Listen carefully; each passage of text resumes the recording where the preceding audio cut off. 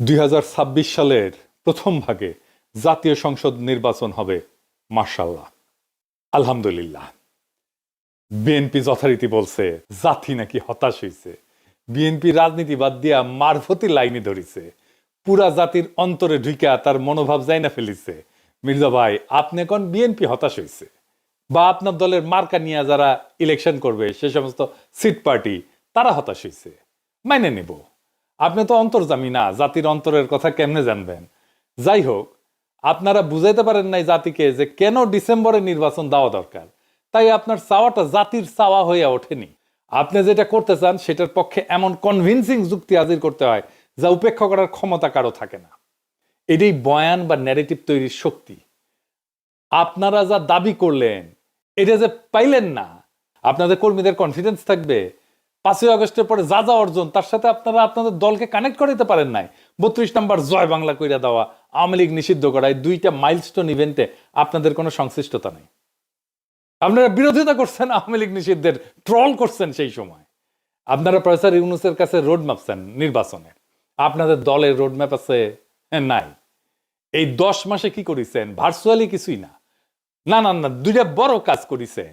ইন্ডিয়ার সাথে আর ওয়াকারের সাথে সিস্টেম করেছেন, দখল চান্দাবাদী করেছেন, গরুর হাট, সবজির বাজার থেকে শুরু করে টেলিভিশন কোম্পানি, পদ পদবি ইত্যাদি আর কত কিছু। আর মানুষের ঘৃণা কামাইছেন, কামাই ভালোই করেছেন। যারা একসময় বন্ধু ছিল তাদের শত্রু বানাইছেন। না না, আমরা বানাই নাই আপনাদের শত্রু, আপনারাই আমাদের বানাইছেন। আপনাদের দলের প্রতিষ্ঠাতা বলতেন বিদেশে আমাদের বন্ধু আছে, প্রভু নাই। বিদেশে আমাদের বন্ধু আছে, বিদেশে আমাদের প্রভু নেই। দেশে আপনারা বন্ধুহীন, বিদেশে কয়টা প্রভু আছে আল্লাহ মালুম। বিএনপির জন্য ডিসেম্বরের নির্বাচন চাওয়াটা একটা bad idea, very very extremely bad idea. কেন জানেন? জানেন না, এটাও জানেন না। আসেন এটা আলাপ করি। ডিসেম্বরে যতগুলো নির্বাচনে বিএনপি অংশ নিচ্ছে, গোহারা আসছে, গোহারা একটা না দুইটা নির্বাচনে অংশ নিচ্ছে। 2008 সালের 29শে ডিসেম্বর এই যে ফখরুদ্দিন মঈনুদ্দিনের নির্বাচনে বিএনপি গোহারা হারছে। আবার 30শে ডিসেম্বর 2018 শেখ হাসিনার অধীনে নির্বাচন, গোহারা হারছে। প্রথমটা তত্ত্বাবধায়ক সরকার ছিল, পরেরটা হাসিনার অধীনে নির্বাচন ছিল। আওয়ামী লীগ ইচ্ছা করে ডিসেম্বরে নির্বাচন ফেলতো। ওইটা তো তার খেলার মাঠ, কুসুম কুসুম মুক্তিযুদ্ধের চেতনার চূড়ান্ত অর্গাজম হয় যেই সময়, সেই সময় নির্বাচন ফেলে কর্মীদেরকে উদ্দীপ্ত করে কাজে নামাইতো। সে সিস্টেম করে ডিসেম্বরে সবসময় নির্বাচন যেন হয় ওই কাম করেছে। এটা আপনারা বুঝতে পারেন নাই। এই সালসা খাওয়াইছে বিএনপিরে ইন্ডিয়া আর ওয়াকার, তাই বিএনপি খাইছে ডিসেম্বরের নির্বাচন। নিজে কখনো চিন্তা করেনি আরে ডিসেম্বর কেন, কেন নভেম্বর বা জানুয়ারি না? নির্বাচনে তো প্রতিপক্ষ চুপচাপ বসে থাকে না, তাই না? সে কিছু করে, সে বারে বারে বলতে থাকবে ডিসেম্বরের নির্বাচনে যাবেন, বারে বারে বলতে থাকবে। আরে দূর, বিএনপি ডিসেম্বরের নির্বাচনে জিতে না। হ্যাঁ, দেখেন কবে নির্বাচনে জিতেছে, দেখেন এই দুইটা নির্বাচনে হারিয়েছে গোয়ারা, এবার হারবি। আপনার ভারতে যে এটা তো কুসংস্কার, আপনারা তো আবার বিজ্ঞান বিজ্ঞান করেন। জি না, এটা সংস্কার, এটা কাজ করে। ও আচ্ছা আচ্ছা, সংস্কার শুনলে তো আবার বিএনপির গাত্রদাহ শুরু হইতে পারে।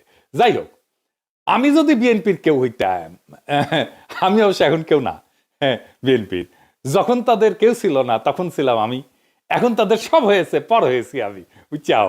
তো যাই হোক, অসুবিধা নাই।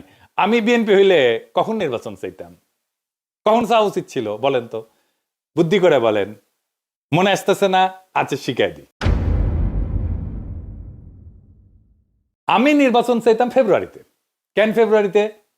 কারণ দ্বিতীয় সংসদ নির্বাচন, যেই নির্বাচনে প্রথম বিএনপি সংসদে জিতে সরকারি দল হয়, সেই নির্বাচন ছিল 18ই ফেব্রুয়ারি 1979 সাল। ওই সংসদ ছিল এক ঐতিহাসিক সংসদ। এত ব্রাইট আর তুখর সংসদ বাংলাদেশে আর পায় নাই। ওইটাই বিএনপির প্রথম রাষ্ট্র পরিচালনা, রাষ্ট্র গঠন, খেলতে নেমেই চ্যাম্পিয়ন হয় বিএনপি। আর তখন জিয়াউর রহমান নেতা, প্রেসিডেন্ট, যাকে বলে সোনায় সোহাগা। বিএনপির যাত্রা শুরু, রাষ্ট্র ক্ষমতা জিয়াউর রহমানের অধীনে, নতুন রাষ্ট্র গঠন, বাকশালের ধ্বংসস্তূপের উপরে নতুন গণতান্ত্রিক বাংলাদেশ তৈরি করা। আর পঞ্চম জাতীয় সংসদ নির্বাচন, খালেদা জিয়া প্রথম জিতে সরকার গঠন করে, সেটা ছিল 27শে ফেব্রুয়ারি 1991। ওই নির্বাচনে খালেদা জিয়া রাজনীতিবিদ থেকে রাষ্ট্রনায়ক হয়ে ওঠেন। বিএনপির দুইটা ল্যান্ডমার্ক নির্বাচন, দুইটাই ফেব্রুয়ারিতে। রাজনীতিতে তো আপনাদেরকে হিস্টোরিক্যাল ন্যারেটিভের শুরুতে পৌঁছায় দিতে হয় কর্মীদেরকে, আপনাকে কানেক্ট করে দিতে হয়। আপনি কানেক্ট করে দিতে পারতেন জিয়ার, খালেদা জিয়ার হেরিটেজের সাথে, কইতেন বাংলাদেশের দুইবার রাষ্ট্রকে নতুনভাবে তৈরি করছে বিএনপির সংসদ। আমরা ইতিহাসের সেই মাহেন্দ্রক্ষণে ফিরে যাব যখন শহীদ প্রেসিডেন্ট জিয়াউর রহমান হাত ধইরা বাকশাল উত্তর বাংলাদেশ তৈরির সময় বিএনপি গঠিত হয়েছে। তারা নির্বাচনে অংশ নিচ্ছে প্রথমবারের মতো জিয়াউর রহমানের নেতৃত্বে। বাংলাদেশের সত্যিকারের নির্মাণ শুরু হয় এইখান থেকে। তারপর দ্বিতীয়বার শহীদ জিয়ার মৃত্যুর পরে ফিনিক্স পাখির মতো ধ্বংসস্তূপ থেকে বিএনপি উঠে দাঁড়ায় একটা সফল গণ অভ্যুত্থানের নেতৃত্ব দিয়া। স্বৈরাচারের পতনের পরে নতুন করে রাষ্ট্র পুনর্নির্মাণের শুরুর সেই সময়টা 2 নির্বাচনী ফেব্রুয়ারিতে। আবার সেই সময় আসছে ফ্যাসিবাদ উত্তর বাংলাদেশের রাষ্ট্র পুনর্গঠনের দায়িত্ব নিতে বিএনপি সেই একই ফেব্রুয়ারিতে নির্বাচনে নামবে। এইবার তৃতীয়বারের মতো বাংলাদেশকে আবার নতুন করে গড়ে তোলার দায়িত্ব নেবে বিএনপি।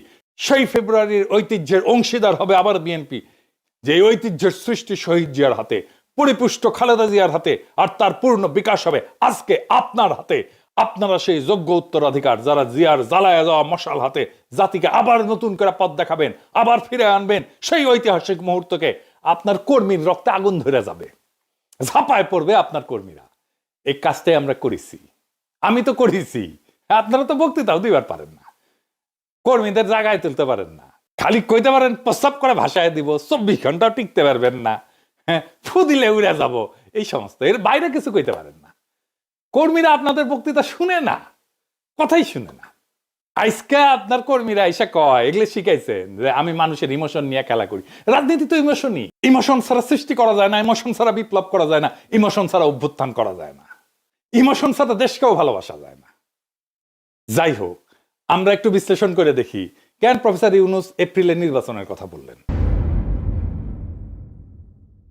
প্রফেসর ইউনূস কেন বলছেন এটা উনার বিবেচনা, কিন্তু আমার যা মনে হয়েছে যে যুক্তিগুলো কাজ করছে। 1 নম্বর হইতেছে বিচার এবং সংস্কার সম্পন্নের জন্য সময় প্রয়োজন। ফ্যাসিস্ট আওয়ামী সরকার যে রাষ্ট্রীয় সন্ত্রাস এবং সম্পদ লুণ্ঠন করছে তার বিচার এবং চলমান কাঠামোগত সংস্কার সম্পন্ন করতে আরো সময় দরকার। তড়িঘড়ি করলে এই সমস্ত অসম্পূর্ণ থেকে যাবে, ফলে গ্রহণযোগ্য এবং অবাধ নির্বাচনের পরিবেশ তৈরি হবে না। 2 নাম্বার, সবার অংশগ্রহণ নিশ্চিত করা। সুষ্ঠু নিরপেক্ষ নির্বাচনের জন্য রাজনৈতিক দলগুলোর অংশগ্রহণ এবং ভোটারদের আস্থা ফেরাইতে আইন শৃঙ্খলা পরিস্থিতির উন্নতি, প্রশাসনিক প্রস্তুতি জরুরি। এখনো তো আপনারা সবাই বলেন যে হাসিনার ফেলায় যাওয়া প্রশাসন কাজ করতেছে, তাই না? প্রশাসনের গতি আসে নেই তো সেরকম। সংলাপ এবং সমঝোতার মাধ্যমে অন্তর্ভুক্তিমূলক নির্বাচনের জন্য আরো সময় দরকার। অন্তর্ভুক্তি মানে সব দলের অংশ নেওয়া না, সব জনগণের অংশ নেওয়া। 3 নাম্বার, আন্তর্জাতিক স্বীকৃতি এবং পর্যবেক্ষণের সুযোগ।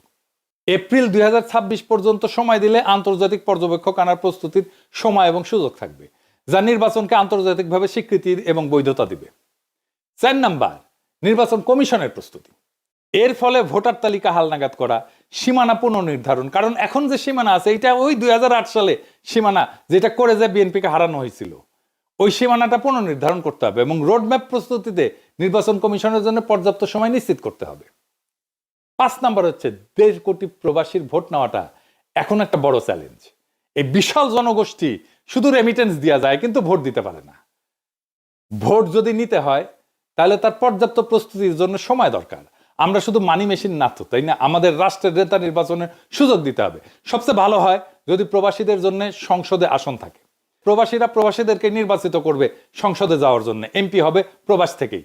তার জন্য প্রবাসীদের জন্য 30 থেকে 50টা আসন করা উচিত। তো বিএনপি যদি এপ্রিলের সময় না মানে তাহলে আমি অন্তর্বর্তীকালীন সরকারকে বলবো সংস্কার না নির্বাচন এই প্রশ্নে গণভোট নিতে। জিয়াউর রহমান গণভোট করছিল, আমাদেরও গণভোট করা যেতে পারে। রাজনৈতিক দলের রাহাজানি বন্ধ করার টাইম আসছে। রাজনৈতিক দল মানে দেশের মালিক না, সে যা খুশি বলবে আর আমরা সারা দেশের লোক মেনে নিব। গতকালকে স্ট্যাটাস দিয়েছিলাম তো ফেসবুকে প্রফেসর ইউনূসের বক্তব্যের আগে, সেটাই প্রফেসর ইউনূস বলছে। অনেকে বলতেছে যে প্রফেসর ইউনূসের বক্তব্যে নাকি আমার এপিসোডের প্রতিধ্বনি শুনতে পেয়েছেন। প্রফেসর ইউনূসের বক্তব্যের মূল যে কথা, সে কথাটা হইতেছে আপনারা ওয়াদা আদায় করে নেবেন যে বাংলাদেশের স্বাধীনতা, সার্বভৌমত্ব, আঞ্চলিক অখণ্ডতা এবং জাতীয় মর্যাদার প্রশ্নে কখনো কোনো প্রকার আপোষ করবেন না এবং দেশের বাইরের কোন শক্তির কাছে দেশের স্বার্থ বিকিয়ে দেবেন না। এটাই মূল কথা। আমি আগেও বলেছি, আজ আবারও বলছি, আমরা একটা যুদ্ধ অবস্থায় আছি। এখন আমাদের একতাবদ্ধ থাকতে হবে যে কোনো মূল্যে। পরাজিত শক্তি এবং তাদের সহযোগীরা ওত পেতে বসে আছে আমাদের ছোবল মারার জন্য, আমাদের অগ্রযাত্রাকে রুখে দেওয়ার জন্য। আমরা তাদের কিছুতেই এই সুযোগ দেব না। আসুন আমরা আমাদের সম্মিলিত প্রচেষ্টায় প্রিয় মাতৃভূমির স্বাধীনতা, সার্বভৌমত্ব, আঞ্চলিক অখণ্ডতা ও জাতীয় মর্যাদার বিরুদ্ধে যে কোনো আঘাত প্রতিহত করার উদ্দেশ্যে প্রতিরোধের ঐক্যবদ্ধ সুদৃঢ় প্রাচীর গড়ে তুলি। এইটাই আগামীর বাংলাদেশের রাজনীতির মূল বার্তা। স্বাধীনতার সার্বভৌমত্ব, আঞ্চলিক অখণ্ডতার জাতীয় মর্যাদা, এই প্রশ্নে কোনো আপোষ নাই। এভাবেই রাজনীতি তৈরি হয়। ইনকিলাব জিন্দাবাদ।